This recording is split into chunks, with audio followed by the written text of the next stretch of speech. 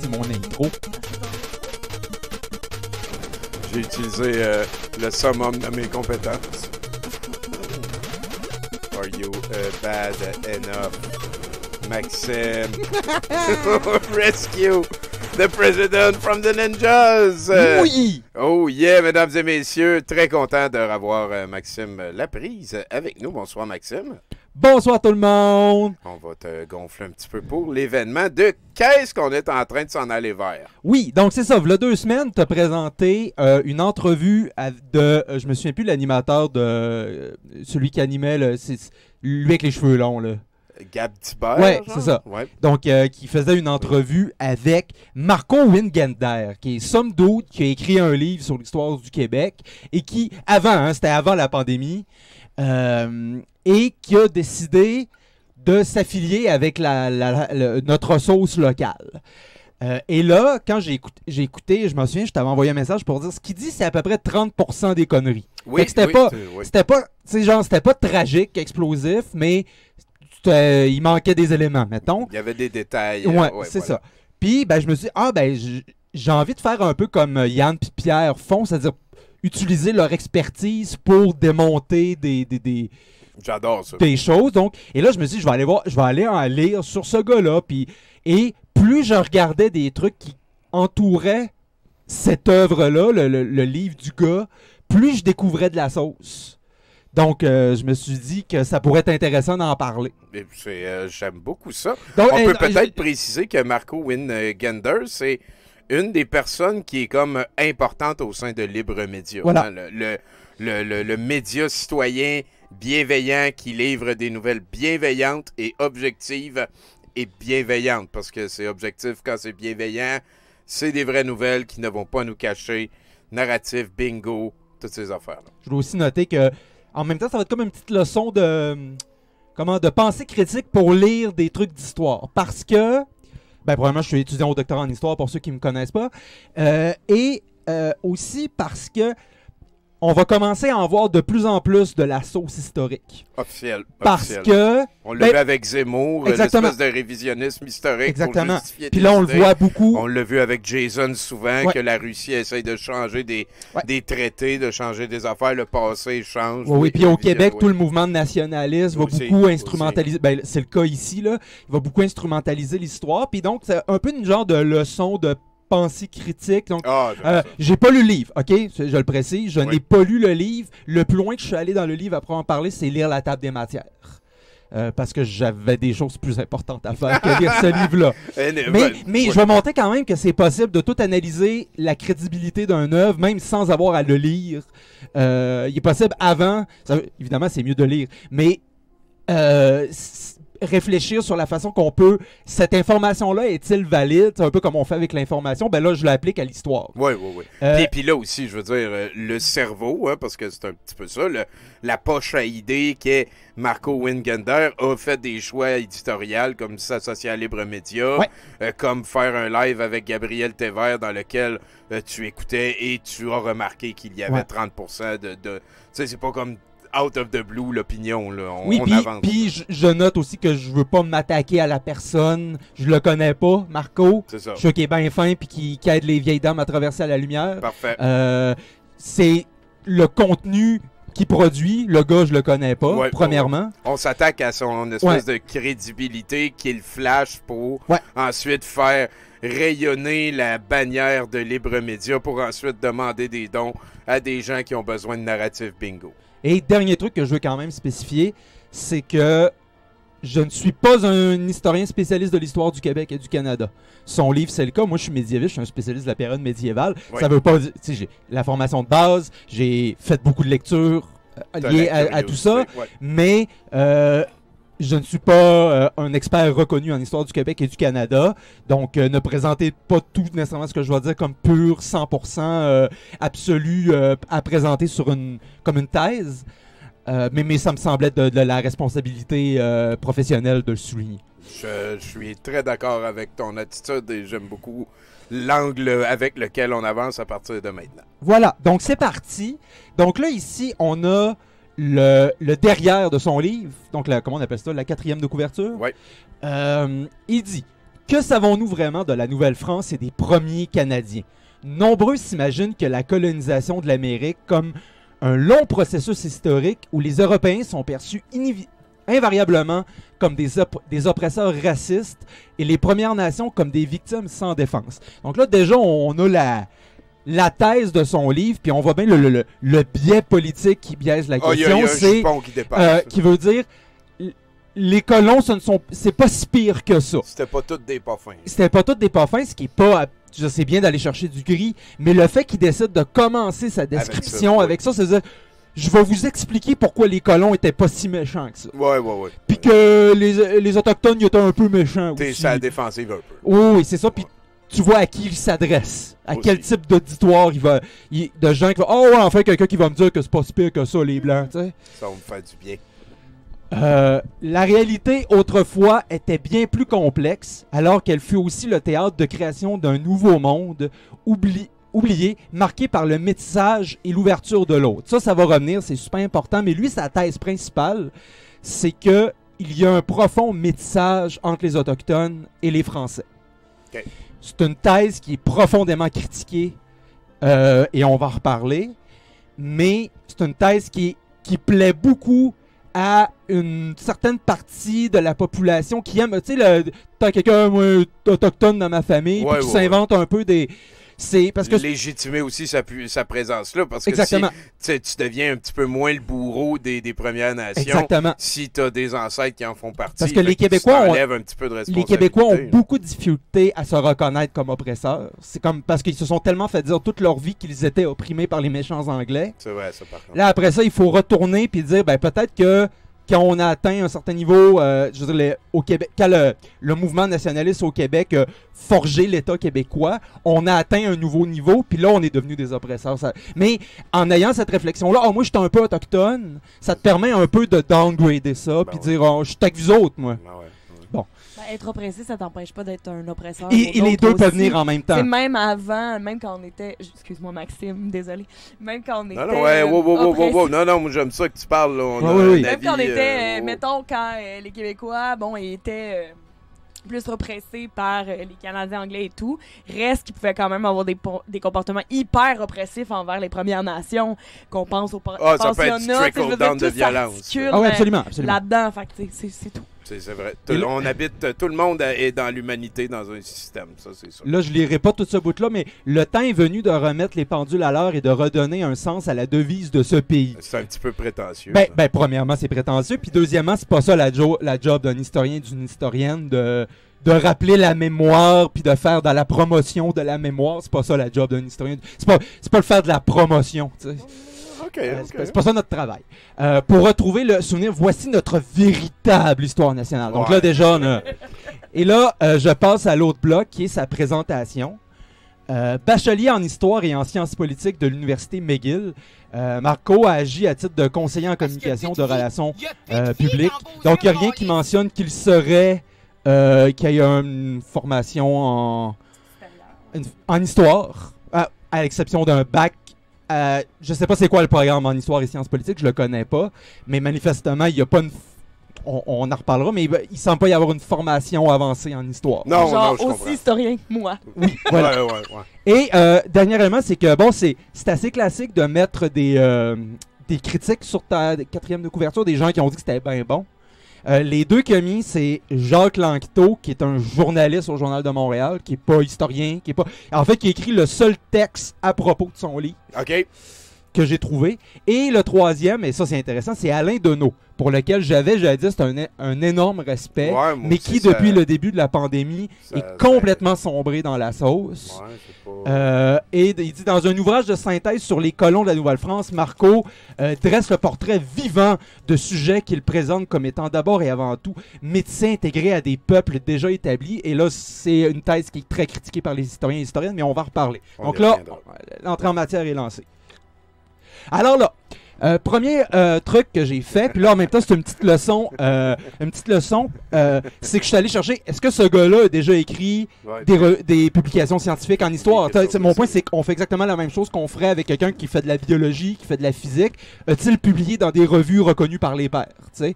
Et là c'est un truc que je vous conseille probablement si vous connaissez pas ça, Érudit, qui est un peu la large majorité des publications en français au Québec et les publications universitaires se trouvent sur Érudit, puis c'est accessible à tous gratuitement. Ah, ben Chris, ça c'est très intéressant. C'est surtout pour les lettres et sciences humaines, mais il y en a d'un peu de toutes les disciplines. Et c'est pratique pour aller voir s'il y a quelqu'un que vous avez un doute, c'est-tu sérieux ce gars-là? Ben allez chercher son nom sur Érudit. Et là, ben, j'ai fait la recherche avec son nom sur Érudit et 0 publication en français au Québec, du moins. Voilà. Fait que, on peut continuer. Ça commence mou. En plus, ensuite, je suis allé à une autre base de données que je vous conseille pour l'exercice de vérifier des gens. WordCat. WordCat, c'est une base de données qui regroupe à peu près tout ce qui existe de bibliothèques universitaires au monde. Donc, s'il y a quelque chose que tu ne trouves pas sur WordCat, ça n'existe pas. En termes de publications scientifiques ou bien en livres, lui, il va chercher dans toutes les bibliothèques universitaires du monde, dans toutes les bases de données. Ah, sacrément, hein? Fait que si tu trouves un livre, il va te dire il est présent dans telle université. C'est pratique à l'université quand il y a des livres que tu trouves pas localement, tu peux le faire venir de l'étranger, les prêts en bibliothèque, c'est pour ça qu'on utilise souvent cette base de données-là. Okay. Mais ça permet aussi de trouver des ouvrages quand vous, juste dans la vie, vous cherchez un ouvrage. Mais donc, 0. Aucune publication. Fait que là, mettons, Érudit, peut-être, qu'il aurait pu comme aller ailleurs, que c'était plus comme au Québec francophone. Mais là, avec WorldCat, si son nom sort pas, c'est louche. Ouais. OK. Donc, il n'y a rien publié. Fait que c'est un historien. Et un autre site que je peux vous conseiller, parce que là, je fais dans la formation academia.org, qui est un genre de Facebook académique, où il y a beaucoup de gens qui publient aussi des trucs qui n'ont pas nécessairement publié, mais souvent des pré-publications, ou des trucs plus légers, un peu. Puis il n'y a rien là-dessus non plus. Mais pourquoi Warco? Oh shit, je me suis trompé. Ah! Je suis désolé. Non, c'est une erreur de ma part. Je suis désolé. Mais je confirme qu'il n'avait pas Marco non plus. OK, bon. Excuse Maxime. Ben non, c'est rigueur. Oui, parfait. Je suis désolé. C'était une erreur de ma part dans le screenshot. Il y a quelqu'un qui va y aller le trouver sinon. Ensuite, j'ai fait une recherche Google. Oui. Absolument rien qui n'a pas rapport avec son livre. Et des trucs un peu saucés, des podcasts douteux et pas douteux. Voilà. Il parle de ça, c'est rendu. Il est connu parce que c'est un expert en le monde oublié. C'est ça. Quel est le nom de son livre? Ouais. Alors voilà, là on rentre dans la sauce. Là, ça commence sauce. Ouais. Je me suis dit, OK, première étape, le gars, il n'y a pas de publication. Ça veut pas dire que son livre est mauvais. Peut-être que c'est un passionné d'histoire qui a décidé. Manifestement, il n'est pas historien. Mais un gars passionné, ça se peut qu'il écrit un bon livre. C'est vrai. Fait que là, la deuxième étape, c'est d'aller voir le sérieux de sa maison d'édition. Parce qu'il y a des maisons d'édition plus sérieuses que d'autres. Je suis très d'accord. Si tu publies à Boréal, c'est pas la même chose que publier ailleurs.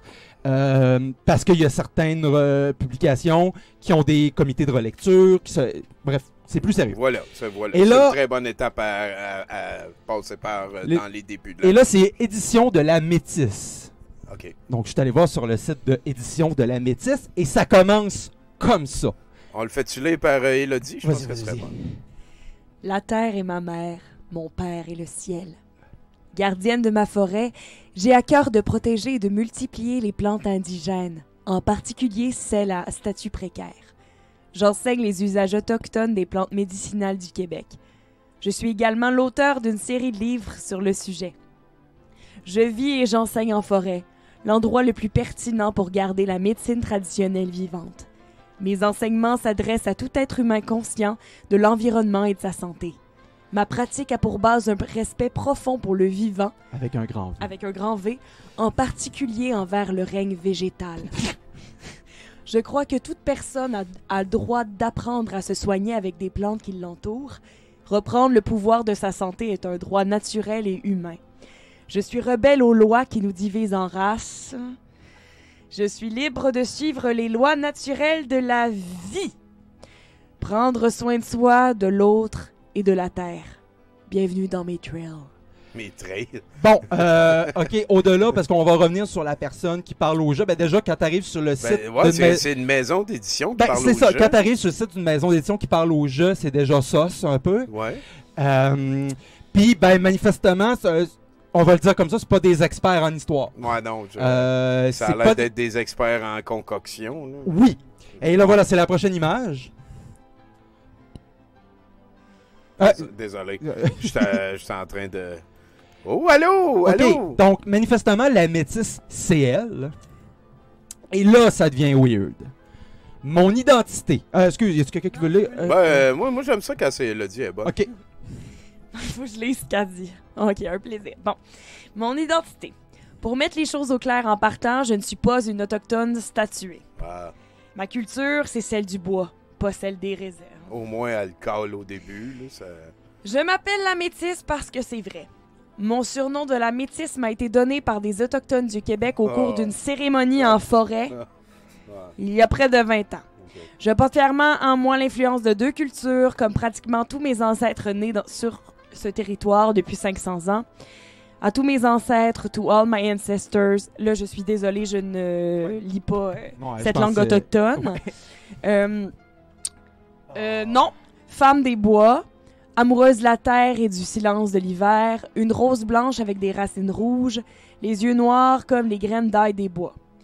Enseignante, auteure, conférencière, bricoleuse, jardinière, cueilleuse et herboriste autodidacte. Asperger et hypersensible, sans filtre et intense, très connectée au vivant, amie, amoureuse, maman et grand-maman. Je pense que c'est beau, là. Ouais. Parce que non, c'était-tu bête, de la façon que j'ai dit? Non. Excuse, je m'excuse. OK, donc là, il y a beaucoup de choses là-dedans, puis d'ailleurs, elle semble être elle-même une pompe à sauce. Là. Oui. Mais il y a beaucoup de trucs là-dedans, puis je peux pas parler de tout parce que je vais en avoir pour 3 heures. Mais premièrement, je déclare, je ne peux pas affirmer si elle est autochtone ou non. Je n'ai pas ces compétences-là, je ne la connais pas. Par contre, il y a beaucoup de gens, premièrement, qui se déclarent métis. Et c'est problématique, c'est une chose qui est souvent critiquée dans la communauté autochtone.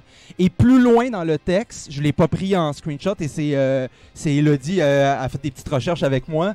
Elle relève qu'elle est actuellement en cours pour combattre un dude qui nie son statut autochtone. Non, il dit que c'est un gars qui est anti-métis. On n'a pas trouvé, je suis allé fouiller sur Décision Québec, j'ai pas trouvé de traces de ce truc-là, mais par contre, on a trouvé une référence vers un gars qui s'appelle Éric Pouliot-Tisdale, qui est un historien autochtone, qui fait exactement ça, qui lui, il out du monde qui se déclare autochtone en démontrant, regarde, t'es pas autochtone, genre ton dernier ancêtre autochtone, c'était en 1720. Là. En anglais, ils appellent ça des pretendians. Puis pour comme des gens qui se déclarent autochtones, mais qui le sont pas, qui peuvent pas le prouver. Mais moi, je la connaissais parce que j'aime beaucoup les plantes, moi. Puis j'aime beaucoup les petits, tu sais, la phytothérapie, des trucs comme ça. Puis je la connaissais et je pensais vraiment réellement que c'était une personne métisse qui avait Oui, je le pensais parce que c'est... Ça a donc bien donné weird, oui, ça. Après, moi, je la connaissais. Je dis oui, je sais c'est qui parce que... Je disais ces choses, puis à un moment donné, j'ai parlé à une de mes amies qui aime aussi bien les plantes, puis j'étais comme, mais... Puis elle m'a dit, non, elle est pas vraiment métisse. Puis là, j'ai fait, c'est donc bien malaisant, ça. Ouais, fait que... Ça rajoute un angle. Ouais, c'est ça. C'est ça. Puis c'est tout un enjeu de Québécoises qui se déclarent autochtones, métis, mais quand on regarde notamment les recherches d'Éric Pouliot-Tisdale, comme Elodie me le dit, c'est bien au moins de mentionner une vraie personne autochtone qui fait des recherches sérieuses. Il montre bien que des réels, on va reparler, des réels unions entre des Français et des Autochtones, il y en a eu beaucoup moins qu'on le dit souvent. Le vrai métissage. Oui, il y en a eu moins de 200 pendant le régime français. C'est pas beaucoup. Et la plupart des gens qui disent avoir des racines autochtones, ils remontent à environ une dizaine de familles du 17e siècle. C'est ça leur érigage autochtone. Fais-moi pas croire que tu as vécu l'oppression des Autochtones parce que tu as eu une grand-mère autochtone en 1720. Roger Cardin, genre. Ouais, c'est ça. Je comprends. Prochaine. Oui. C'est juste pour dire, c'est ça le type de publication qu'ils font, qui est legit, c'est correct, faire des livres sur les plantes, mais c'est résolument pas leur expertise, l'histoire. C'est Ouais, ça. non, je comprends que oui. C'est pas un. Ça rajoute pas de la valeur historique au livre de l'autre. Ça y enlève monsieur. rien, mais ça montre que c'est pas une maison d'édition professionnelle qui a une expertise là-dedans, puis Avec que, le sujet. qui a les ressources probablement pas pour faire relire par des experts ton Voilà. livre. Et soutenir la prétention qui était big de Marco au début, qui était de revoir Ouais, complètement notre. C'est pas petit là, de dire ça. Là. Il n'est pas le premier cerveau qui pense à ça pendant longtemps. Hein. Donc, ici, on a Son livre en question. son livre qui n'est pas vendu en librairie. C'est un petit peu weird. Il faut l'aller sur son propre site qu'il a créé. Mais ce que je voulais noter, c'est que le livre, il coûte 65$. C'est vraiment cher. Genre, la moyenne des livres, Alain Deneau, il a lu ça. la moyenne des livres, des bons livres d'histoire que vous allez trouver, là, c'est une trentaine de piastres. Là. OK, c'est beaucoup. Là. 65, c'est vraiment... Genre, à 65$, là, ça va être les petits... les gros livres universitaires que juste les bibliothèques achètent. Fait qu'ils en produisent tellement peu. C'est Que- ça qui fait que ça coûte cher. Genre, un livre qui est écrit en latin puis il intéresse juste 8 universitaires dans le monde, là. Ouais. C'est J'en ai une couple de ça dans mes travaux, mais... 540 piastres, 540 pages, ça fait quand même une brique, là, mais j'avoue que c'est cher, 65 Voilà. piastres pour un livre. Ah, ça, c'est un exemple. C'était justement un exemple que je vais donner. Regarde, ça, c'est un Jean-Michel Lacroix et Paul-André Linteau, qui sont deux historiens sérieux. Et leur livre coûte, version papier, 22,95. 22,95. Allez pour ce livre-là à la place. C'est un livre, ça, c'est ça. Bien vu. Alors là, je suis allé voir la table des matières. Et ce qui était là, il y a beaucoup de trucs intéressants là-dedans. Mais premièrement, il y a déjà, si on en regarde le premier bloc qui s'appelle Les autres colonisateurs en Amérique, il y a déjà la décision de montrer c'est qui les gentils. Ah, fuck, ben oui, on a été bien moins pire Ouais. que les Espagnols C'est ça. qui ont tué plein de... C'est, regarde, la Nouvelle-Espagne, les conquérants sanguinaires. Ah, ben oui. Le rouleau compresseur français. Donc là, juste la terminologie qui est utilisée. Et là, on va reparler cette histoire-là de les méchants français, les gentils français puis les méchants anglais. On va reparler. Mais déjà, là, il y a une prise de position. Officiel, Puis de c'est- toute façon, un crime de guerre devient pas correct parce qu'il y en a qui ont commis des pires crimes de guerre que toi. Ah, Chris, hein? Ah, ça, faudrait que tout le monde comprenne ça. Ça serait pas pire, hein? Français, c'est allié fascinant plutôt Oui. que sujet du roi. Exactement. Regarde la terminologie qui est utilisée quand ils parlent des Français. C'est que les sont gentils, puis ça, ils vivent en cohabitation, puis on gambade, puis... Allié fascinant. Il est où? Allié Ah fascinant. oui, Plutôt que 53. sujet du roi. Il était pas vraiment avec les rois, c'était des alliés fascinants. Plutôt Mais que sujet du... C'est tellement mieux que le rouleau compresseur anglais. Ah, ouais, Ce qui est pas vrai, là, premièrement, la France voulait clairement en faire des sujets du roi, mais bon, en tout cas. Donc voilà, c'était surtout ça que je voulais souligner, mais aussi que il dit faire un livre sur le mixage de... Ouais. mais en fait, si tu regardes sa table des matières, c'est un livre d'histoire du Québec assez classique. Oui, il parle des Autochtones, mais de façon assez secondaire. Il y a un chapitre, tu peux aller à la prochaine. Il y a c'est la partie 3. C'est juste à la partie 3 qui commence à poser sa thèse, la naissance d'un peuple métissé. Et même là, ce qui évoque, c'est des trucs assez classiques. Il parle de filles du roi, les coureurs des bois. Il n'y a rien de... Fait qu'il arrive puis il dit « Ah, moi je raconte l'histoire du Québec d'une nouvelle façon. » Non, là, c'est assez classique. Puis ça, c'est un truc qu'on voit souvent dans les jeunes chercheurs parce que je suis passé là-dedans aussi. C'est quand t'arrives, là, tu débutes ta maîtrise, là, ça m'est arrivé, puis là, t'écris genre, oh, moi, je vais révolutionner la discipline, puis là, mener tes directeurs du OK. Comme toi, là, t'es à la maîtrise, Moi aussi. t'as 22 ans, Ouais, c'est ça. calmos, puis là, tu te mets à écrire des affaires genre, il y a jamais personne qui a écrit d'affaires là-dessus, ou... non, il y a du monde qui ont écrit des affaires là-dessus, t'es juste pas lu. Genre comme toi, mais c'est un petit manque d'humilité, parce que quand t'écris quelque chose, je pense que le premier critère, c'est l'humilité. En recherche, là, c'est dire, je n'ai pas la réponse à tout, et je suis, pour parler de la formule consacrée, je me trouve sur les épaules d'un géant. Et les géants, c'est toute la recherche qu'il y a eu avant toi, puis il faut que tu exprimes de l'humilité face aux gens qui ont travaillé avant toi sur des sujets, puis pas dire je suis le premier qui travaille là-dessus, il y a gens qui a écrit là-dessus. Bon, voilà. C'est moi qui ai inventé ça. Personne pensait qu'il y avait des Autochtones en Amérique du Nord avant que j'arrive en 2024. Exactement. Prochaine. Ah, puis là, on voit déjà le dernier bloc, un peuple debout. Donc là, déjà, juste, il parle des Québécois, j'imagine. Quand est-ce qu'on est debout après 2 référendums perdus, là? Mais il se rend pas jusque-là. Lui, il s'arrête à la conquête. Il s'arrête à la conquête. Okay. Mais le seul fait qu'il l'utilise comme ça, dire déjà qu'il y a un désir de... C'est intéressant parce qu'il y a un désir de montrer qu'il existe une continuité entre les Français et les Québécois. Ça, c'est un truc qui revient beaucoup, alors que, ben non, les Québécois forment un peuple distinct des Français. Mais là, il y a comme un flou entre les deux, qu'on est comme des Français, mais métissés avec des Autochtones. C'est ça notre particularité. On est des Français métissés avec des Autochtones, ce qui est extrêmement simplificateur. Mais on peut continuer. C'est vrai. C'est vrai que c'est... Oui. Salut, préface! Alors, il y a une préface, on la lira pas, mais ça m'a intrigué parce que Denis Delage, c'est un chercheur sérieux. OK. Et généralement, quand tu fais faire ta préface par un chercheur sérieux, c'est comme une caution morale. Officiel. Genre, il y a quelqu'un sérieux de la communauté qui dit « ça a du sens ce que je dis ouais. ». Sauf que d'habitude, une préface, c'est une dizaine de pages. Ça, c'est toute la préface. OK. Premièrement, il l'a-tu lu? Parce que ce qu'il écrit là, c'est des trucs que Delage écrit lui-même dans tous ses livres. Il l'a-tu lu? Et si oui, pourquoi? Mais bon, ça, c'est un autre débat.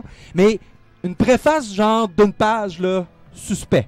Okay. Parce que d'habitude, une préface, tu rentres en profondeur, l'analyse, voici ce que tel élément d'analyse apporte à notre compréhension. Ouais, là, puis... ça a l'air de quelque chose qui a été fait sur le coin d'une table un après-midi. Ah, il faut que je fasse ça. Denis, ça aurait pu être un sujet qui aurait traité d'un tel angle, puis il aurait pu dire moi, j'ai plus été de cet angle-là, on se souviendra dans le temps. Puis, c'est ça. Puis là, là, il n'y a pas de discussion, il développe pas. Non, mais une page. Marco, il dit lui-même dans son entrevue qu'il a beaucoup été aidé par Denis Delage. En fait, il repompe de mauvaise façon les thèses de Denis Delage. OK. Du sous-Delage. Ouais, c'est vraiment du sous-Delage. Parce que il est beaucoup moins modéré. Parce que Denis Delage, il dit des trucs qui sont similaires aux siennes, mais il les exprime de façon beaucoup moins modérée. Ouais. Pas comme des certitudes, puis pas en disant je vais changer la conception que tout le monde a de notre passé. Vous allez voir, vous allez filer tellement mieux quand je vais vous avoir convaincu. C'est ça, exact. Donc là, ça, c'est l'article de Stéphane Baillargeon dans le Journal de Montréal, qui est la seule critique que j'ai trouvée du livre en question.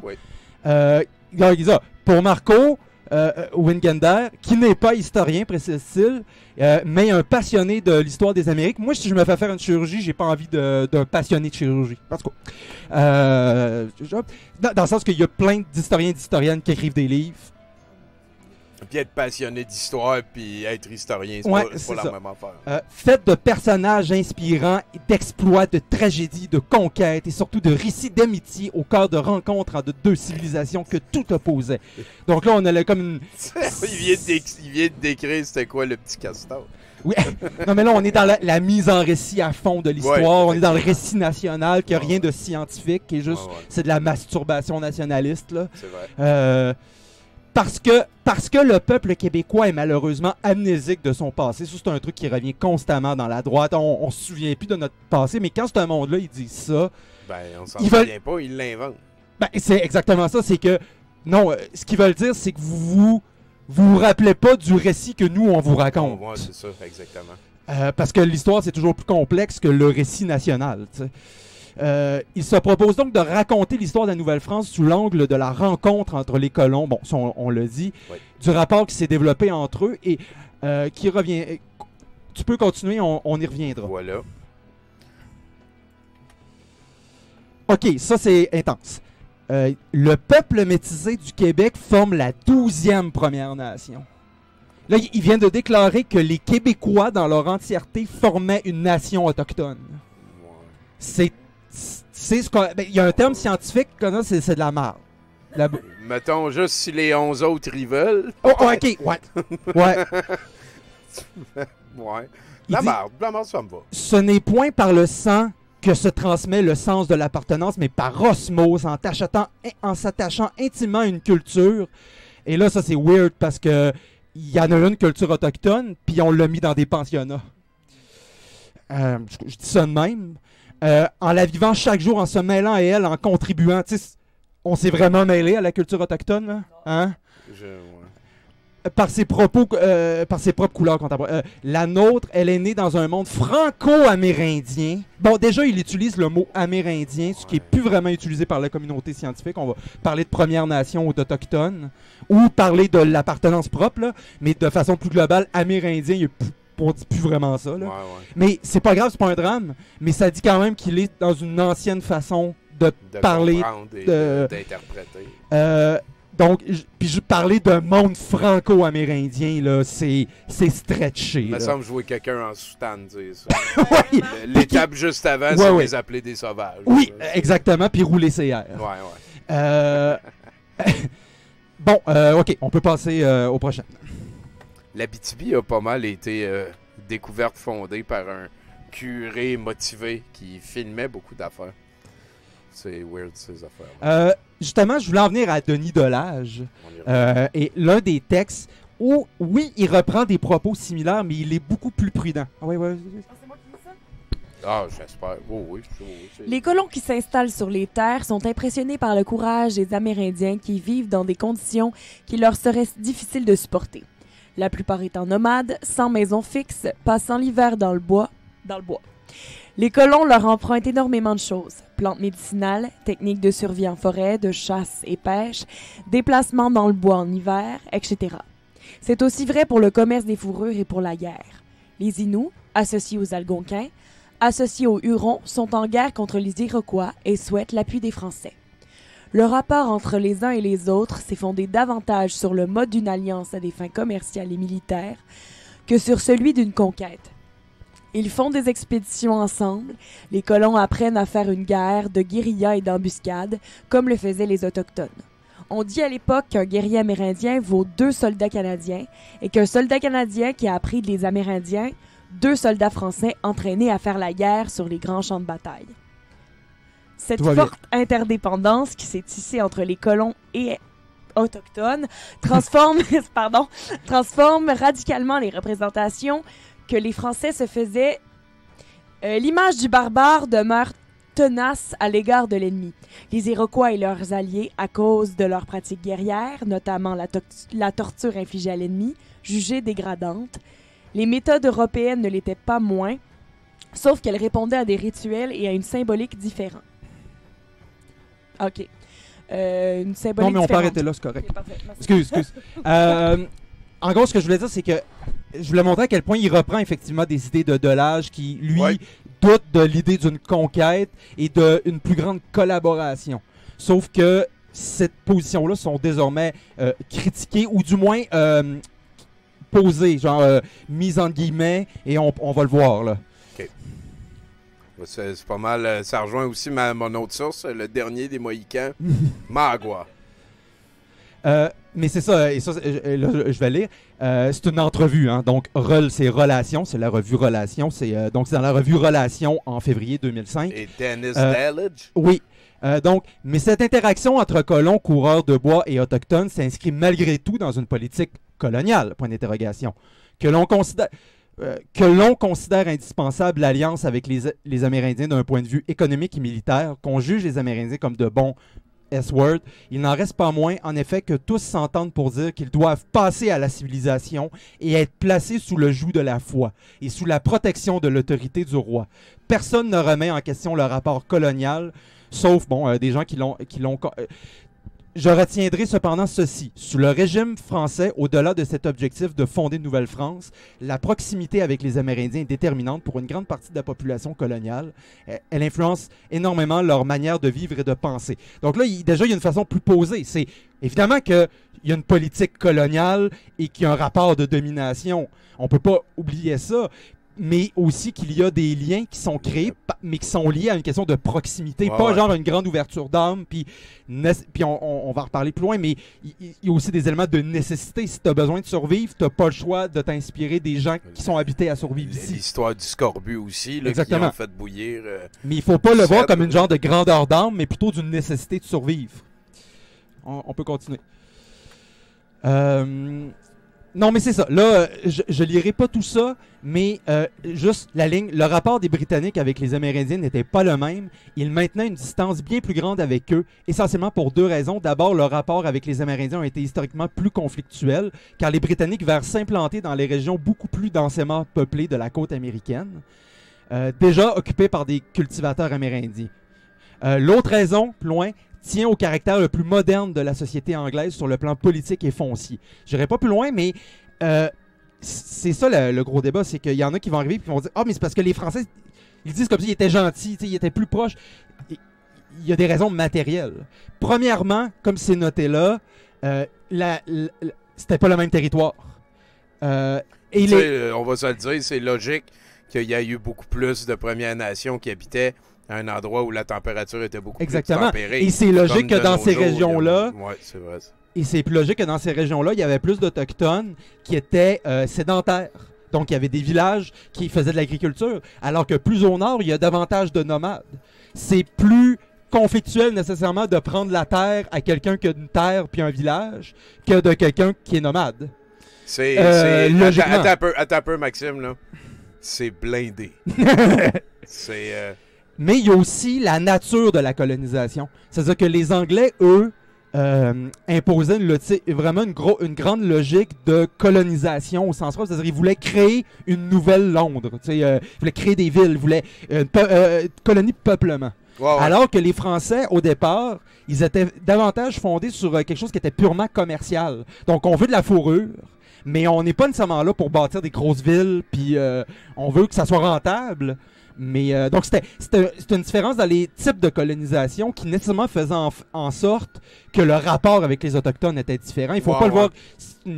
Déjà, on est en train de beaucoup tempérer l'espèce de pseudo-mixage, métissage gentil de français sympathiques avec les habitants. Ben oui. Puis comme il y a quelqu'un qui dit, effectivement, la Nouvelle-France était immense et peu peuplée. C'est une game complètement différente. C'est pas fini. On a quoi, 8 millions au Québec, c'est 3 fois plus grand que la France. Ouais, fait que c'est grand. Là. Ah, j'aime beaucoup ça. Ça, c'est un... Tu voulais dire quelque chose? Non, mais c'est... Tu sais, je pense à ça. Le métissage n'est pas non plus garant d'une colonisation paisible. Tu sais, je veux dire, en Amérique du Sud ou en Amérique centrale, il y en a eu énormément de métissage. Les gens sont... ah ouais, hein? Puis oui, il y en a énormément. Et pourtant, la colonisation a été ultra violente là-bas, là, des exterminations totales. Ça veut pas... C'est pas parce qu'il y a eu du métissage que la colonisation était plus douce, plus gentille ou quoi que ce soit. Pas parce que t'es oppressé que t'es pas un oppresseur. Tu sais, au final, les gens... Parce que biologiquement, tu peux avoir un enfant même si t'es oppressé. C'est ça l'affaire. C'est malheureusement, les métissages, ça peut être aussi issu même si de pas violences sexuelles ou des trucs comme ça. Donc, tu sais, après... C'est une nuance importante. Va continuer. Là, j'ai pris un document écrit par Pierre Lepage pour la Commission des droits de la personne du Québec à propos des mythes liés aux Autochtones, où il revient sur ce mythe des gentils Français puis des méchants Anglais et il l'explique. Et là, tu que j'y aille, Elodie? Non, je voulais. OK. Est-ce vraiment la réalité? Nous oublions souvent que la colonie française en Amérique du Nord a eu besoin des Autochtones pour se maintenir. Pourquoi? Parce qu'elle était peu populeuse, plus faible numériquement que la colonie anglaise et surtout orientée, comme nous l'avons dit, vers le commerce des fourrures.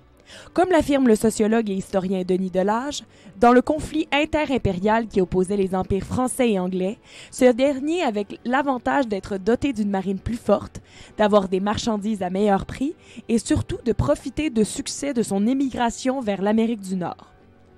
Déclassés, les Français n'eurent d'autre choix que de tirer leur force d'une alliance avec des nations autochtones. Cette alliance constitue un facteur décisif dans la capacité de maintien d'une entreprise coloniale française en Amérique, malgré un désavantage numérique énorme vis-à-vis la colonisation britannique. Denis Delage, 1991. Donc, merci Elodie. Merci. Donc voilà, là, en gros, il y a un élément de nécessité. C'est-à-dire que quand t'as pas les ressources que les Anglais avaient, t'as pas la population, puis il fait fret l'hiver, ben t'as pas le choix d'être un peu plus chumé avec le monde qui survivent depuis des milliers d'années. Donc, c'est ça, donc, ça c'est pas complètement faux de dire que la conquête britannique a été plus sauvage. Mais c'est parce que juste dire ça, c'est mentir par omission. C'est vrai. Oui, mais il y a des raisons pour lesquelles elle était plus sauvage, puis c'est pas parce que les Anglais étaient plus moralement méchants, parce que leur projet était pas le même. Voilà. Ça change déjà quand même pas mal l'attitude, en tout cas, générale. J'aime beaucoup ça. Ici, j'ai une entrevue avec l'historien Jonathan Livernois sur ces questions-là. Puis, tiens, vas-y, Tommy, fais ton tour. Les Québécois ont toujours eu une certaine gêne à reconnaître leur passé esclavagiste, selon Jonathan Livernois. Se voir comme des dominés, ce qui a été un trait constant dans la pensée québécoise, ça peut expliquer qu'on a beaucoup de difficultés à se voir comme des dominateurs aussi. Ça se tient. Pourtant, la présence d'esclaves sur le territoire québécois est bien documentée. Dès le 17e siècle, il y avait des esclaves en Nouvelle-France, même si l'esclavage n'avait pas encore de statut légal. Ouais. Ce n'est qu'en 1709 qu'un édit de l'intendant de la colonie a officiellement permis aux habitants de posséder des esclaves. Ah, une avancée. À partir de là, on trouve dans les actes notariés de la Nouvelle-France toutes sortes de références aux esclaves, indique Jonathan Livernois. On avait des réticences avant cette ordonnance parce qu'il n'y avait pas d'esclaves en France. Ah, ben oui, c'est vrai, c'est pas fou. Donc, ce que je voulais souligner premièrement, c'est que je voulais aller dans l'idée que voici la preuve que les Français n'étaient pas tous complètement purs. Je vais donner d'autres exemples. Parce que, premièrement, il y a eu de l'esclavage en Nouvelle-France et les Français ont fait de la traite d'esclaves dans plusieurs autres endroits dans le monde, notamment dans les Caraïbes. C'est la prochaine image. Donc là, lâchez-moi l'idée de angéliste des bons Français. Et je viens ici. À propos de la colonisation à Haïti, puis venez me dire à ça que les Français, c'était des bons gars. Veux-tu le lire? À la veille de la Révolution française, Saint-Domingue assure près des 3/4 du commerce mondial de sucre. En 1788, son commerce extérieur, évalué à 214 millions de francs, est supérieur à celui des États-Unis. Tabarnak, ça va bien? La colonie compte près de 600 000 habitants, dont 40 000 affranchis, essentiellement des métis, et 500 000 esclaves noirs. Non, c'est un mot qu'on peut pas vraiment dire. Ah ouais? Okay. Les affranchis n'ont pas les mêmes droits que les colons, mais bénéficient d'une certaine aisance et sont parfois même propriétaires d'esclaves. La majorité des esclaves sont nés en Afrique. Ils ont été introduits dans l'île dans le cadre de la traite, non donnée au trafic d'esclaves pratiqué par les Européens au rythme effarant de 30 000 par an dans les années précédant la Révolution. Dans le même temps, la partie espagnole de l'île, Santo Domingo, dépérit et compte à peine quelques dizaines de milliers d'habitants. Donc, premièrement, c'est ça, il faut regarder plus loin que juste la Nouvelle-France, c'est à quel point la France a pu être un empire sauvage, et notamment par un commerce d'esclaves à Haïti, qui était l'un des pires au monde. On peut... En tout cas, c'est ça. Puis tu peux même étirer à francophonie parce que Léopold II en Belgique, il n'a pas été super cool, hein, il y a moins longtemps. Les Belges ont probablement été les pires, en fait. Mais... Ouais. T'inventes pas ça n'importe comment de l'impérialisme. Ouais. OK, désolé. Ici, c'est un texte portant sur la question du métissage. Donc, c'est tout le débat contre... Ah, y a-t-il eu... on revient à ça, là. Oui, la question du métissage, là. J'aime ça. Et ça vient d'un article écrit par Dari Leroux dans la revue scientifique Politique et Société en septembre 2019, parce que je chute mes sources quand même. Oui, c'est une bonne attitude. J'y vais, moi. OK. Se fondant sur une longue tradition historiographique selon laquelle la politique colonialiste française en Amérique était moins violente que celle de l'Angleterre et de l'Espagne, nombre de chercheurs de la Nouvelle-France, plus tard Québec, avancent que le rapprochement entre les colons français et les Autochtones s'est fait de manière naturelle. Par exemple, chrétiens et blabla, il y a des sources ici. Cependant, d'autres recherches menées sur le sujet jettent un regard très différent sur la zone de contact. Par exemple, voilà. Explique la nature du métissage en Nouvelle-France. Ce chercheur, Gélavard explique la nature du métissage en Nouvelle-France. Ce chercheur avance que l'approche colonialiste de la France était au départ profondément ancrée dans la suprématie des Européens. Les enfants issus d'un père français et d'une mère autochtone convertis ne doivent pas devenir des métis au sens d'une nouvelle catégorie disposant de caractéristiques particulières dont la monarchie s'accommoderait bien.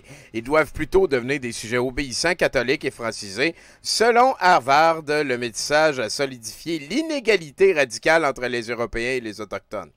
OK. Dans sa recherche sur ce qu'elle a appelé la chimère du métissage, D.D., mais c'est pas le même, là, c'est Dominique DeLanders. Non, c'est une prof à mon département. Bon, la salue. Jette une lumière sur les dynamiques hiérarchiques, patriarcales et impériales des stratégies de la France en Nouvelle-France. Selon elle, l'idée d'une unification sociétale entre les Français et les Autochtones n'est que chimère, en ce sens que la politique colonialiste française et ses enseignements religieux ne permettaient les unions familiales et sexuelles que dans les contextes bien circonscrits et conformes aux normes françaises. Les valeurs patriarcales ont ainsi joué un rôle fondamental dans la mise en valeur du métissage. Dans une colonie majoritairement peuplée d'hommes français, les femmes autochtones étaient principalement visées par la fusion des peuples. Toutefois, ce n'étaient pas toutes les femmes qui étaient ainsi visées. Parmi les sauvagesses, il fallait trouver aux colons français des épouses civilisées francisées. Donc là, vraiment, donc il y a une création de mise en récit, mais aussi on a toute l'idée de... on voulait pas, les Français voulaient pas se métisser avec les Autochtones. Ils voulaient faire des Autochtones des Français convertis, obéissants, qui vont donner des bons enfants. Une caste de demi-français, là, on n'a pas besoin de ça. Là, le viol, ça peut être une arme de guerre, mais si on s'installe longtemps, c'est plus vraiment du viol, ça devient une famille, fait que là, c'est correct. Puis on les assimile tranquillement. Voilà, donc voilà. Ça me semble en ce moment, c'est pas trop emmerdant, tout va bien, tout le monde est bien. C'est parfait, ça a du sens. Ça. OK. J'aime beaucoup ça. Je trouve que c'est parfait. C'est toujours dans le même texte. Salia Belmessou, je suis désolé si je prononce mal son nom, explique plus amplement comment une idéologie raciale fondée sur la biologie a pu s'implanter en Nouvelle-France à la faveur de la stigmatisation des enfants issus d'un mariage mixte. L'expression d'idées racialisantes en Nouvelle-France, près de 50 ans avant son apparition dans la métropole, c'est-à-dire en France, indique que l'idéologie raciale est d'abord apparue dans les colonies. Au Canada, elle est née de l'échec du gouvernement de créer une société coloniale uniforme qui aurait englobé tant les Autochtones que les colons. Donc en gros, les Autochtones, ça leur tentait pas de devenir des bons citoyens du roi obéissant. Fait que c'est là qu'est né des discours plus radicaux, plus proprement racistes, quand ils se sont rendus compte, hey, on sera pas capable d'en faire des bons catholiques obéissants. Ouais. Ben, Noé, ça a l'air plate en esti d'être catholique obéissant. J'ai jamais été bien bon là-dessus. Et là, c'est à ton tour. Conclusion. Dans l'Est du Canada, la mythologie du métissage a connu une montée importante récemment parmi les descendantes des premiers colons français.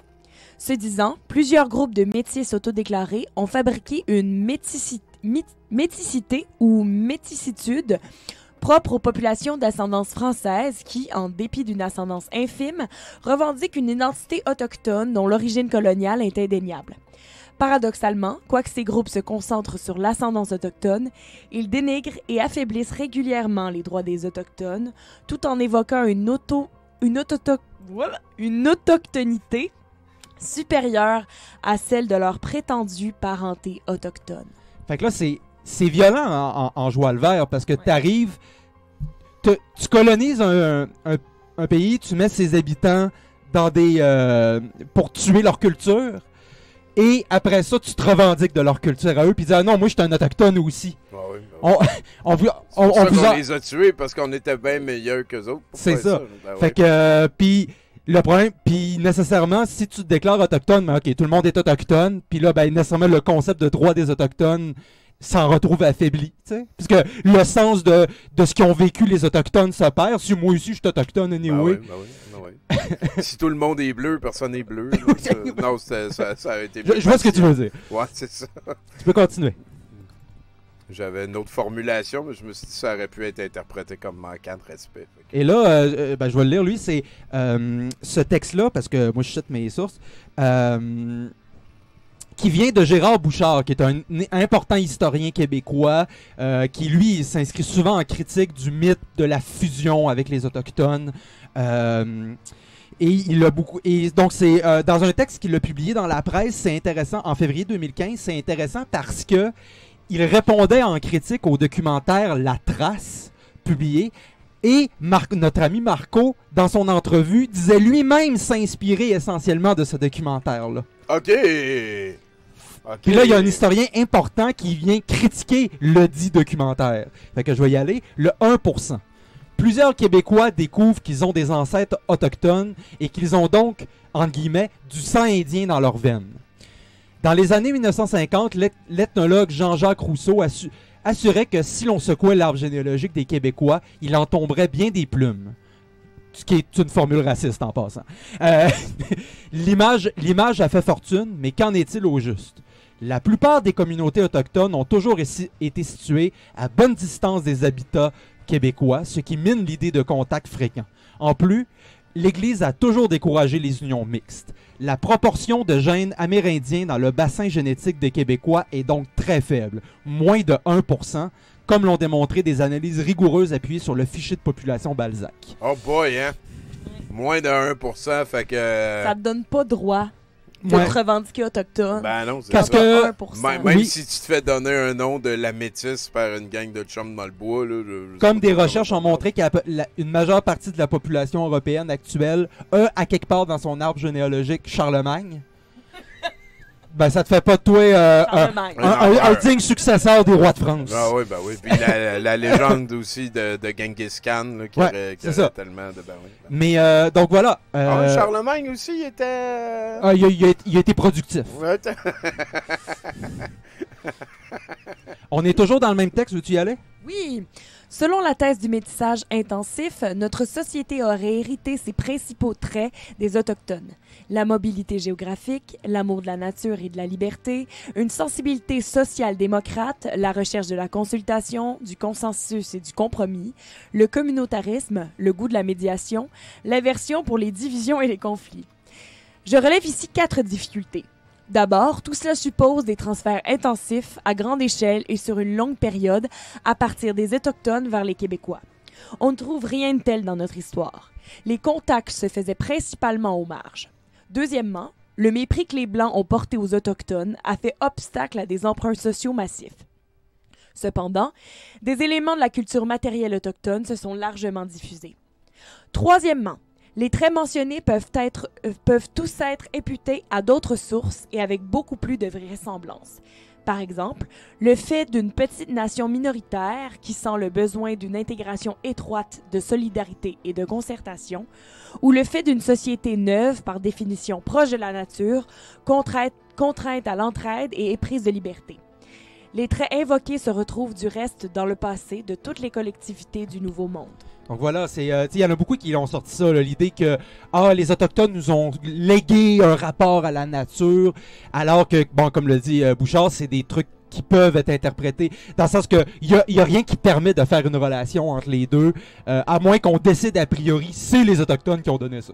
Ouais, je comprends. Voilà. Ouais. Sacrifice, hein, c'est... Mais je suis content de ma recherche, par contre. Oui, vraiment, d'aller... Et là, on passe à un autre thème. Quand on parle de ce sujet-là, tous les nationaleux vont te sortir un livre qui a fait un incroyable tort à toute la communauté historienne au Québec. Ah, ça, j'aime ça. Qui est Le rêve de Champlain. OK. N'importe quel nationaleux va te plugger Le rêve de Champlain, que c'est comme... Parce que c'est un livre de David Fisher, publié. J'ai oublié de noter la publication de ce livre-là, mais c'est dans... Ça fait un populaire. ça va faire environ 10-15 ans. Et un livre qui a été largement critiqué par toute la communauté scientifique, mais qui a été extrêmement vendu et qui a même gagné un prix Pulitzer. Puis là, tout le monde va dire, ben oui, mais c'est sérieux, il y a eu un prix Pulitzer. Mais le prix Pulitzer, c'est pas des historiens qui font ça, c'est des journalistes. C'est ça. Puis ils récompensent une belle plume. Tu peux dire des trucs caves avec une très belle plume. J'en pense que suis un exemple vivant. Les hommes viennent de Mars, puis les femmes viennent de Vénus aussi. Ça avait gagné un prix de même, puis ça veut rien dire. Et là, je suis allé chercher une critique qui a été publiée dans Le Devoir par un prof d'histoire moderne à l'Université Laval qui s'appelle Michel de Waal, qui a fait une critique assez vigoureuse du livre. Veux-tu y aller? Bien sûr. Un précurseur des Lumières, Champlain, selon David Fisher, n'avait pas traversé l'Atlantique dans le but de conquérir de nouveaux territoires. Au contraire, il aurait rêvé de créer en Amérique du Nord une société unie par la tolérance de la diversité et un respect mutuel pour les différences et des rampes pour handicapés partout. Cette vision, qui aurait été partagée par de nombreux Français ayant contribué au développement de la Nouvelle-France, leur aurait été inspirée par Henri IV. On le salue. Celui-ci, roi de France depuis 1589, aurait été marqué par les violences ayant secoué son royaume lors des guerres de religion, violences que ses prédécesseurs n'auraient pas été en mesure de freiner. Il aurait voulu s'en libérer en mettant en avant l'acceptation de l'autre. Cette vision humaniste ferait, selon Fisher, d'Henri IV et des quelques hommes qui la partageaient, des précurseurs des Lumières, des individus ouverts à la pluralité dont nous pourrions être fiers. Bravo, Henri IV. À l'heure où nos sociétés sont confrontées au traitement qu'elles ont réservé aux Autochtones, il est rassurant de constater que notre père fondateur les traitait avec humanité. Selon Fisher, il les considéra toujours comme des êtres humains, comme lui-même, comme les égaux des Européens en intelligence et en esprit.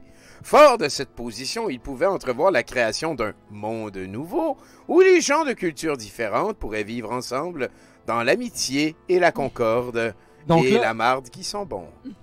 Donc là, tout ça là, de Fisher, c'est fondé sur à peu près rien. C'est de la pure spéculation. Ouais. À cause de quelques extraits, et on va le voir dans l'extrait suivant, mais à cause de quelques extraits où apparemment, effectivement, Champlain avait un certain respect pour les Autochtones, grand bien lui en face. Mais là, après ça, là, ça va être... Là, t'as toute une mise en récit. Après, c'était un humaniste, puis il venait créer une nouvelle utopie. Ben oui. Calm down, puis là, on va le voir dans le truc suivant. On arrive aux cités d'or. Il est vrai que Champlain semble s'être toutefois montré bienveillant à l'égard des Amérindiens. Il ne faut toutefois pas oublier que les Français ont alors besoin d'entretenir de bonnes relations avec les Autochtones. Champlain, à plusieurs reprises dans ses récits, signale que, sans leur aide, les Français auraient été incapables de survivre à l'hivernement.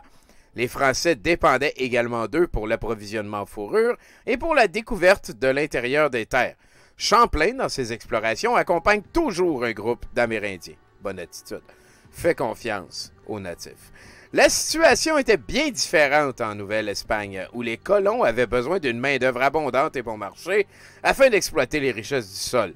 Lorsque les Français commenceront à cultiver la canne à sucre dans les Antilles, ils feront bien peu de cas des populations locales et des esclaves africains qu'ils importeront en grand nombre.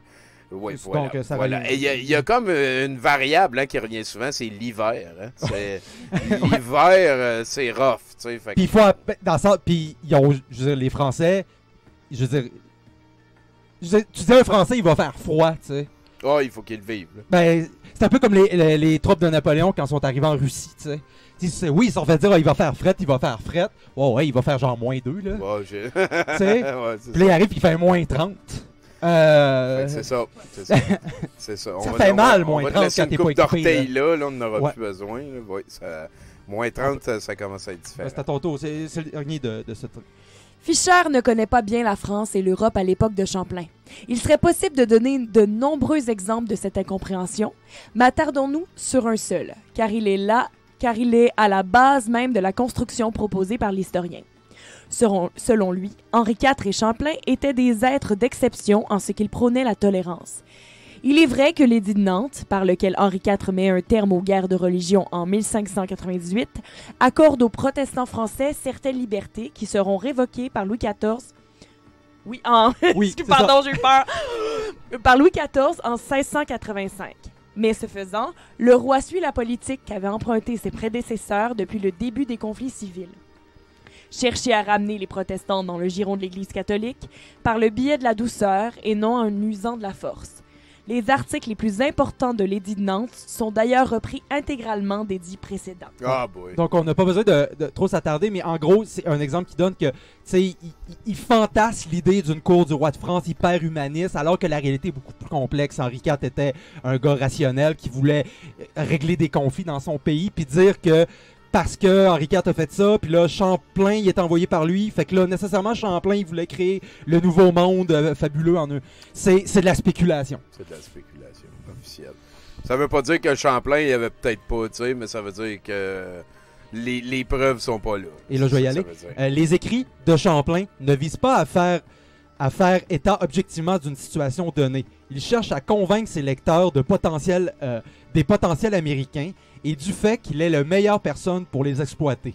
Son rapport à l'écriture n'est, à ce titre, pas différent de celui des autres explorateurs de son époque. Source unique ou presque des événements rapportés par leur auteur, les écrits de Champlain doivent être maniés avec précaution et être justement critiqués comme le demandent les fondements de la science historique, chose que, j'ajoute, David Fisher ne fait pas.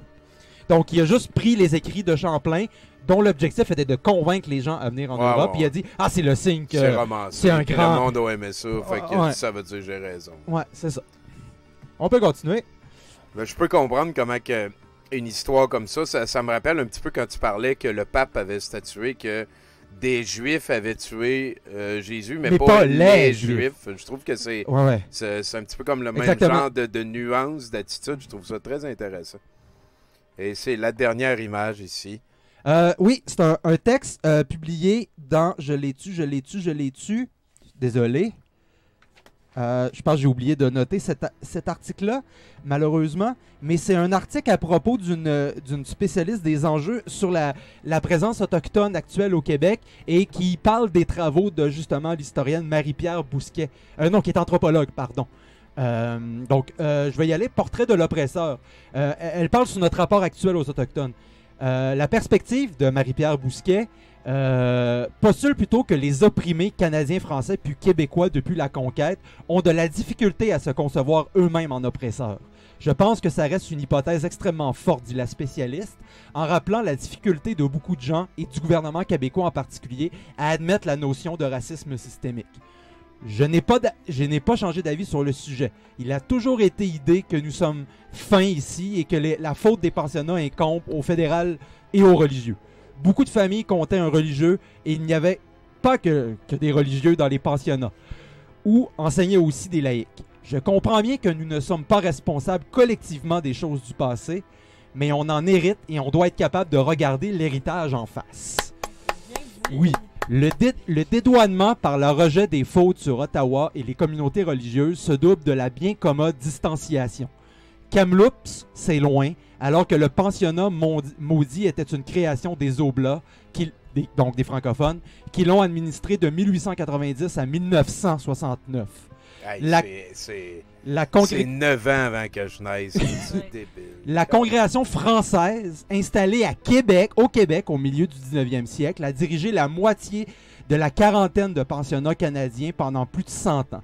Elle refuse d'ouvrir des portions de ses archives qui faciliteraient l'identification des corps trouvés en Colombie-Britannique. Oh. Donc, ouais. Et là, c'est la dernière image, je pense, hein?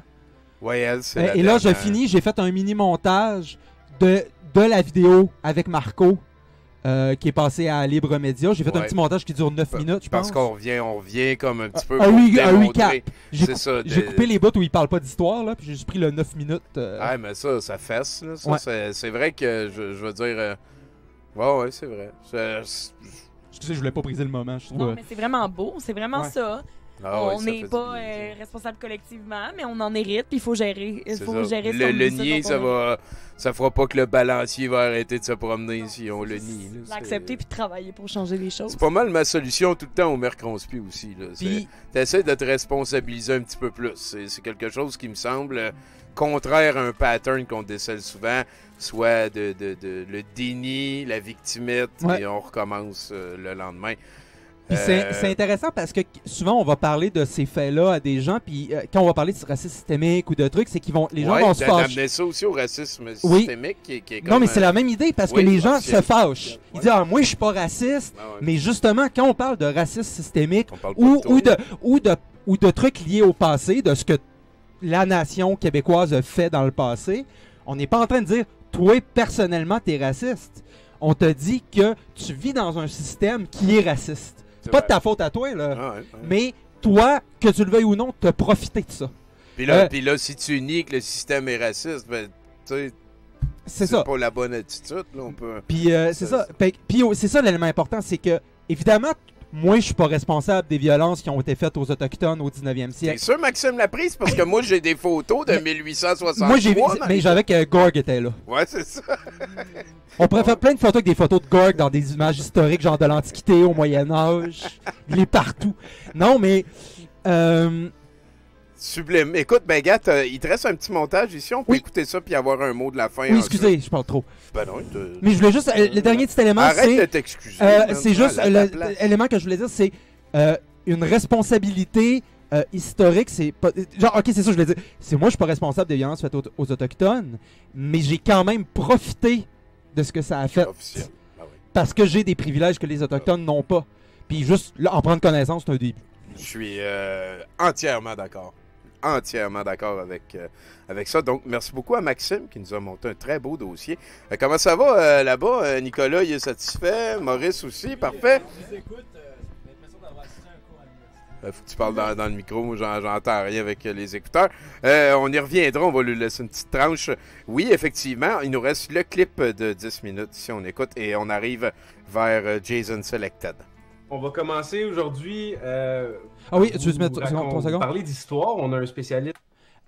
J'ai mis des noirs, donc tu peux l'arrêter quand il va y avoir un carré noir qui va apparaître. Pour C'est comme discuter un petit peu. ouais, c'est ça. Parfait. J'ai-tu le temps d'aller pis ça? Non, c'est court, c'est avec des extraits nous, courts. Mais tu vas parler à tout. Et vous parlez de notre histoire, de l'histoire de Libre Média et de l'histoire du Québec. Ok. Je voulais juste souligner que je me suis ému pourquoi j'ai mis un trou là, mais je m'en souviens plus pourquoi j'ai mis un trou là. On continue, excusez. Si on peut apporter peut-être une transition vers... Parle-nous un petit peu de ton livre, en fait. Qu'est-ce qui t'a amené à l'écriture de ce livre-là sur l'histoire des premiers Canadiens, du métissage avec les Premières Nations, tout ça? Qu'est-ce qui t'a amené à ça, toi? En fait, l'écriture du livre, ça a été un long processus qui a amené à la décision de l'écrire. Je dirais, j'ai toujours été attiré par la chose historique. J'ai initié à l'histoire assez jeune dans ma vie avec des voyages que j'ai pu faire. J'ai fait un bac en sciences politiques en histoire à l'Université McGill, donc ça dénote disons, un intérêt qui est là depuis longtemps. Mais j'ai jamais vraiment creusé de manière particulière l'histoire de la Nouvelle-France, le premier chapitre de notre histoire de la Franco-Amérique. Et c'est à l'écoute du documentaire L'Empreinte en 2016, réalisé par Carole Poliquin, Yvan Dubuc, animé par Roy Dupuis, un documentaire. Bon, ben là c'est... En fait, pour moi, c'était comme une porte. Voilà. Donc voilà, on a tout un peu des éléments que j'ai dit déjà, là, mais c'est l'idée que, premièrement, il se présente comme un passionné d'histoire, ce qui, qui donne une légitimité Moi aussi, je suis un passionné d'histoire. Limitée, ben là, mais t'es correct. Puis le fait qu'il se base essentiellement sur un documentaire qui a été largement critiqué par tout ce qu'on a vu récemment. On peut continuer. Par du monde sérieux. Qui s'ouvrait, puis j'ai tenté de creuser, d'explorer davantage, savoir quel livre pourrait me renseigner davantage sur vraiment la nature de cette relation-là qui existait. Et en fur et à mesure de mes recherches, j'ai réalisé qu'il n'y avait pas de livre qui permettait, tout d'un bloc, disons, de raconter ce récit-là, cette trame-là. C'était des bouts d'articles, de blogs, de toutes sortes de choses, de livres. Et particulièrement, en fait, Denis Delage, qui finalement a été le signataire de la préface de mon livre, qui m'a guidé aussi dans la finalisation de ce livre-là. Donc, je le remercie chaudement. Et donc, ça a été vraiment une aventure de réaliser d'abord qu'il n'y avait pas de livre qui avait raconté cette trame-là. Et la synthèse, là, vraiment de prendre tout ça, de synthétiser dans un ouvrage comme le... Bon, c'est le caractère prétentieux de la déclaration. C'est dire, vrai. il n'y a rien qui a été écrit là-dessus. Moi, j'arrive puis je vais expliquer aux historiens, aux historiennes comment on fait cette affaire-là.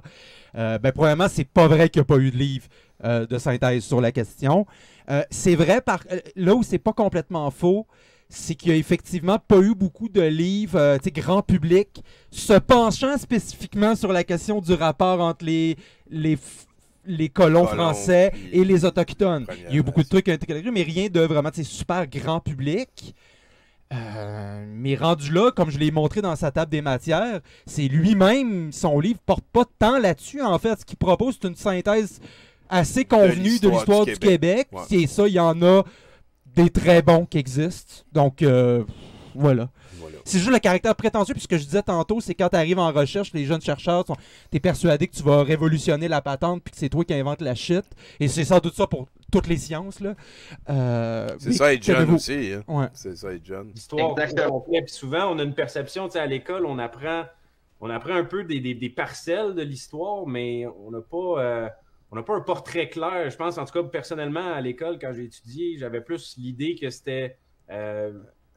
C'était comme... C'est dans le paillard. Un peu comme ce qu'on entend dans les médias depuis le début de la COVID. Un peu un seul narratif, une seule version des faits. Un peu simpliste, tu sais, qui manque de Je l'ai dit avant, il est à moi. Je pense que c'est pas mal certain. Il me manquait juste narratif, j'ai payé mon bingo. La profondeur à l'histoire. C'est qu'on était dur. Je pense que c'est vraiment très pertinent. Il vient-tu dire qu'à l'école, on apprend un seul narratif? D'une certaine manière, au Québec, en Occident, on est amnésique de notre histoire. Quand j'en parle à gauche et à droite, on est amnésique c'est une sorte de consensus. Tout le monde l'admet. Il n'y a même pas de honte à ça. Parce que tout le monde, a seulement que des bouts, si on veut. Puis effectivement, à l'école, on nous a raconté des choses. C'est pas tant que c'est faux, mais que c'est disons, gamin complet. Et je dis... J'ai la même opinion que le gars. Il y a beaucoup de trucs là-dedans. Premièrement, l'idée qu'on n'apprend pas ça à l'école, c'est pas vrai.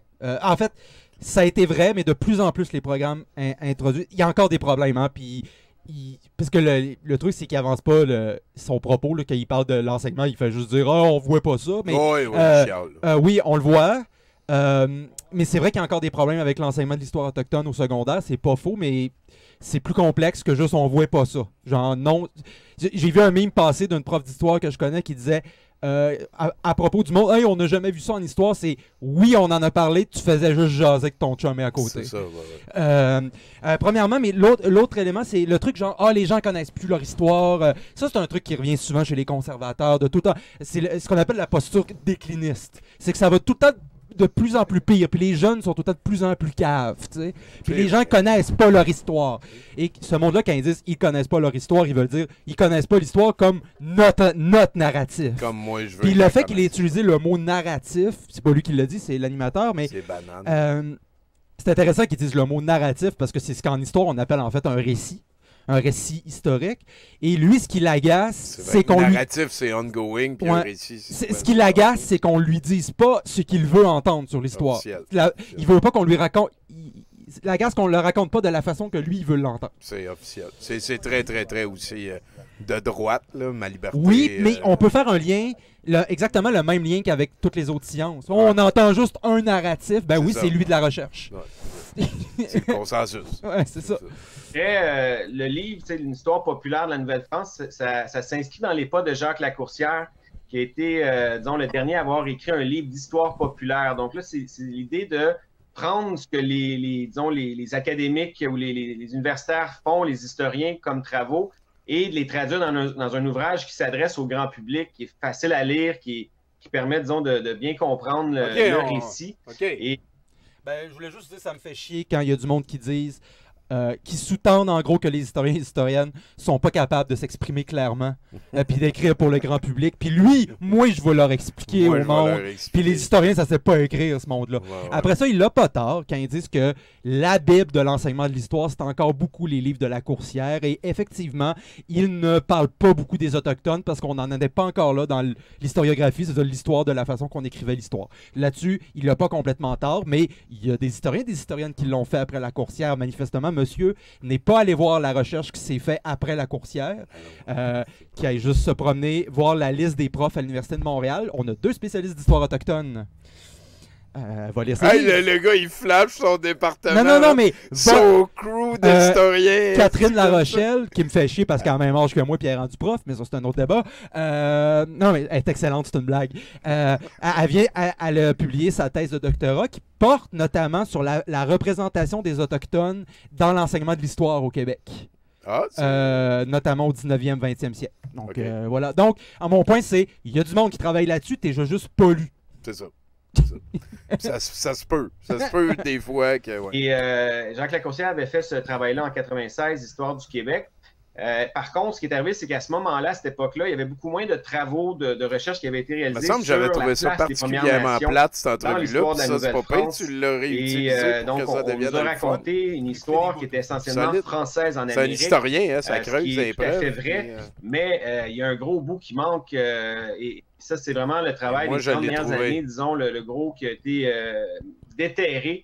Et moi, c'est vraiment là-dessus que je me suis basé pour pouvoir, disons, compléter le portrait de notre histoire nationale en pouvant mettre en valeur, la loupe, disons, sur justement la place que les Premières Nations ont occupée dans la fondation de la Nouvelle-France, dans son déploiement.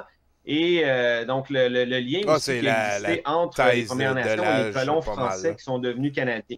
Et il faut...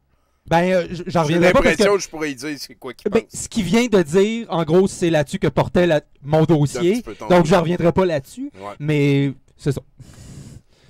Comprendre, mettons, il y a des éléments, on pourrait en parler très très longtemps, mais des éléments à comprendre à haut niveau, c'est que la trajectoire historique de la colonie française en Amérique du Nord, qui était la première tentative des Français là, de colonisation, elle est diamétralement opposée à la trajectoire britannique et espagnole.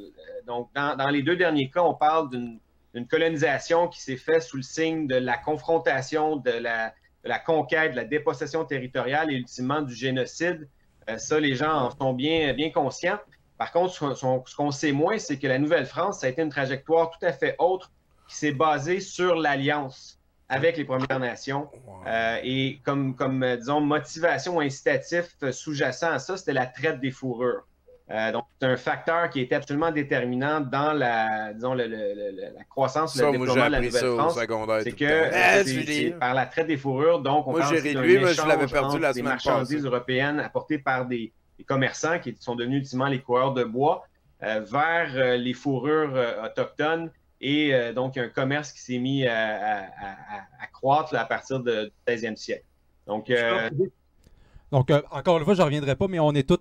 C'est le résumé de la thèse, là. Puis, encore une fois, on voit comment... C'est pas faux ce qu'il dit, mais il y a comme tout un sous-texte qu'il ne dit pas. C'est vrai que les Anglais s'inscrivaient moins dans la confrontation, mais c'est à cause d'un contexte qui est profondément différent. Ouais. Mais pourquoi c'est important? Parce que ce discours-là, il est souvent réutilisé par les nationalistes québécois pour dire « Nous, on n'est pas contre les Anglais, on n'est pas contre les Espagnols, nous, on a été fins avec les Autochtones. » Puis c'est une façon de se déresponsabiliser. Ouais. Donc voilà, c'est pour ça que c'est important de démonter ces mythes-là. Ça diminue aussi, les souffrances aussi des peuples autochtones qui ont été victimes de notre colonisation au Québec. Là. Dans le fond, ça non seulement on se déresponsabilise, mais aussi, en fait, on vient diminuer leur vécu. On vient respecter leurs récits, puis leurs émotions, puis oui, je suis très d'accord. Je suis absolument d'accord. Arrêter la spirale du déni, de la victimite, puis de recommencer, à un moment donné, il faut que ça se fasse. Citation de l'historien Alan Greer qui est intéressante, qui disait les Français en Amérique, de par le rapport, le rapport de force qui existait était très peu nombreux au niveau de la colonisation initiale. C'était comme une tribu qui est venue tenter de négocier sa place dans un écosystème de puissantes Premières Nations qui l'entouraient. Et le rapport de force était en faveur des Premières Nations durant longtemps. Donc, c'est vraiment dans un contexte où c'était effectivement la chose stratégique à faire d'aller vers l'alliance plutôt que la confrontation, parce qu'on n'avait pas les moyens d'imposer notre volonté par la force.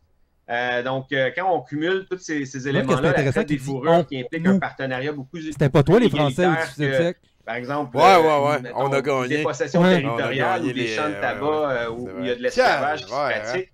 Quand on inclut T'es l'hiver, donc bien smart, on inclut peut-être aussi bien. le Ça fait personnage 2 batchs de que tu... qui est Samuel de Champlain, Ça doit une les bière, personnages qui man, étaient autour de super lui, cool. le roi Henri IV, Pierre du Godemont, Ouais, Là, il est en train de citer mort Fisher, de là. chasse, donc des hommes qui étaient T'es-tu animés d'un Youpi esprit My Beer humaniste, qui est de qui, retour? qui étaient un peu les sortes d'héritiers de la Renaissance médiévale.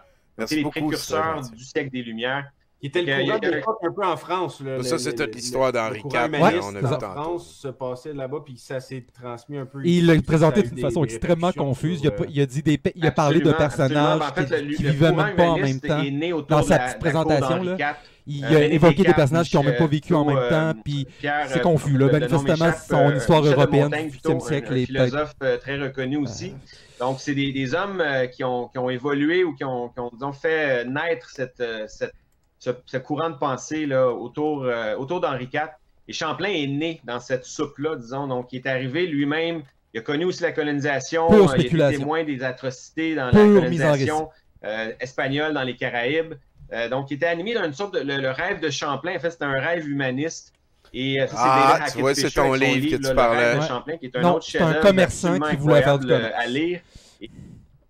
Ben voilà, je l'ai dit par Il y en a les des fois qui se disent, des fois, on peut voir l'histoire un peu d'une façon simpliste, puis dire, tu sais, regarde, C'est ce que ils tu sont fais. arrivés ici, ils ont juste tout pris, ils ont dépossédé, puis ça a été comme juste quel genre de guerre tu sais, personne totale. de Au final, c'est quatrième pas du tout année ça. qui Puis quand on pense pense ça, justement regarde. Samuel de Champlain, quand il est mort, il y a eu, tu sais, toutes les Premières Nations sont venues le célébrer, puis je veux dire, il était hyper respecté chez les Premières Nations. Toutes les Premières Nations? Comme en Sont tant que toutes chef, venues. tout ça, tu sais. Ils sont Ouais. tous venus. Les Autochtones. j'ai trouvé ça Les vraiment Autochtones. Eux-mêmes qui ont décidé que la intéressant métisse était d'apprendre ça, autochtone. On va Ouais. payer le party. Qui On va payer le party. qui nous permet de Eux comprendre, autres, ok, sa ça n'a femme pas de juste été 14 tout ans. noir ou tout blanc, ça n'a pas juste été Des gars. Ils ont jamais des consommé. chicanes, puis tout ça, ça a été, il y a eu beaucoup de collaboration, Yeah, je vais le de shamer. Ça me tente. de Ouais, le respect français, ça a pas mutuel, mal été la langue d'apprendre officielle aussi, des de s'intéresser à la métis, culture si- des Premières Nations, puis de s'intégrer, Si j'ai bien de compris. se mixer Je sais que aux des fois, traditions moi aussi, Gab, je sais religieuses, pas quoi par exemple, poser ben, comme question, plus mais... spirituel, je dirais. T'as l'air peut-être pas meilleur. religieux, Elle est longue, mais sa la question. tradition spirituelle des Premières Nations. Ah, entre merci, autres. Fait que, Izzy. tu sais, Vous êtes donc bien c'est smart. vraiment, vraiment intéressant C'est je pense, ce vrai, par contre. bout-là de l'histoire, puis ça mérite d'être plus Toutes parlé, les bouts d'être plus d'histoire connu par les méritent... gens. là. ouais. Absolument, ben c'est ça, c'est une histoire qui, effectivement, les nuances sont importantes pour être Ouais, capable ouais, d'embrasser ouais, la d'accord avec toi. complexité, tu sais, Jeune, c'est des cultures notre qui s'étaient récit jamais national. croisées. là. Mais effectivement, essentiellement, c'est une histoire d'alliance. Oui, il y a eu des guerres, par exemple, le conflit Hey, franco-iroquois. on a déjà la C'est conclu en troisième guerre. 1701 avec la Grande Peine de Montréal. Il y a eu même la guerre des renards. Donc, l'idée, c'est pas de tenter de rendre ça tout blanc et de faire de nos ancêtres des anges, mais disons, merci, Nos une ancêtres. trajectoire d'alliance, une trajectoire de partenariat Nos économique, de métissage. C'est ça, le but.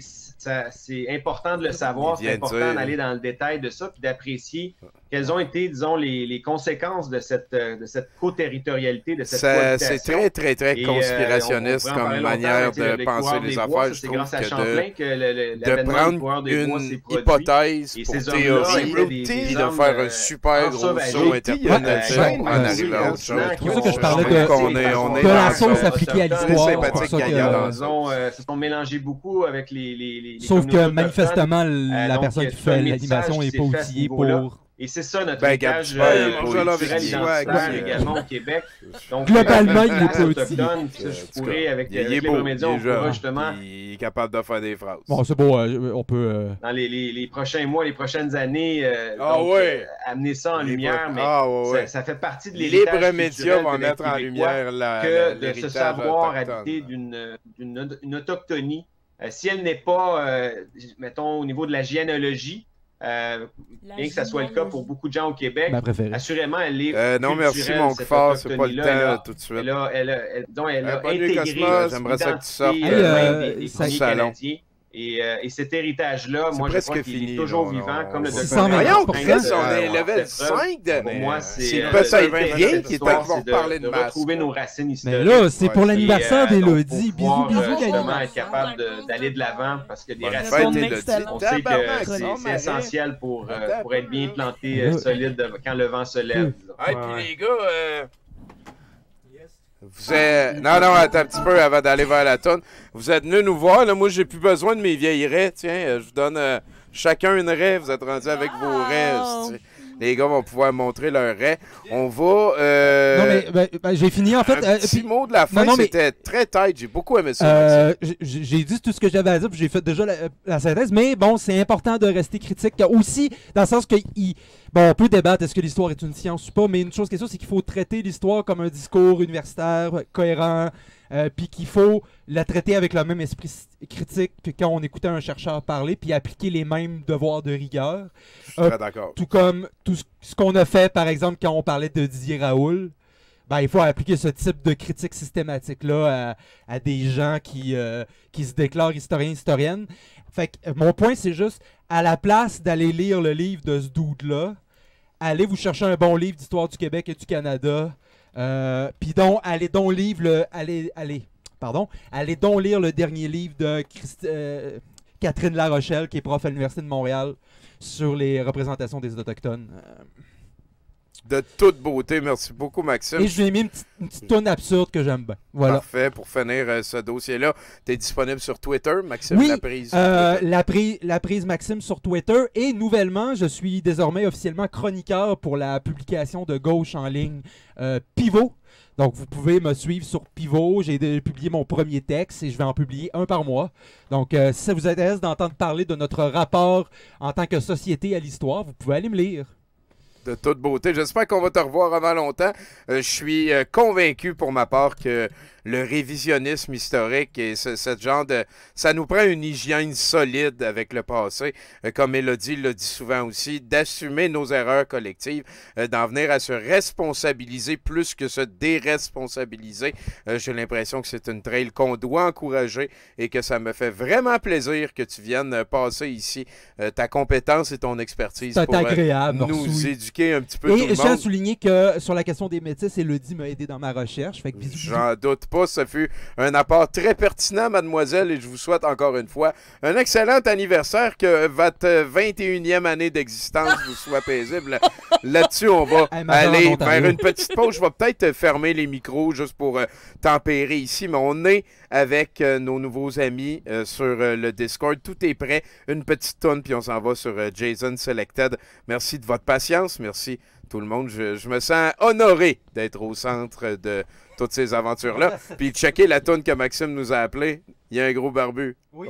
C'est comme si j'étais chez nous.